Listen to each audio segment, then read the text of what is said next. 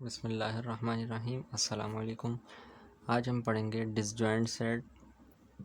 To sets A and B are set to be disjoint. दो सेट A और B कब डिसजॉइंट कहलाते हैं, मतलब डिसजॉइंट कहलाते हैं कब? If they both have no common element, जब जब उन दोनों में कोई भी कॉमन एलिमेंट ना हो।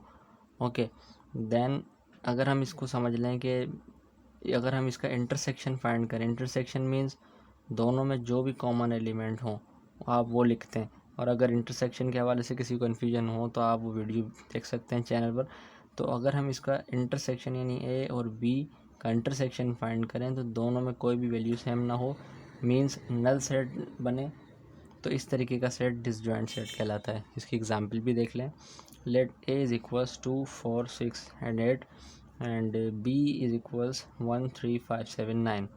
सो ना 2 हमारे पास ए सेट का ना 2 बी में है मौजूद, ना 4 है, ना 6 और ना 8।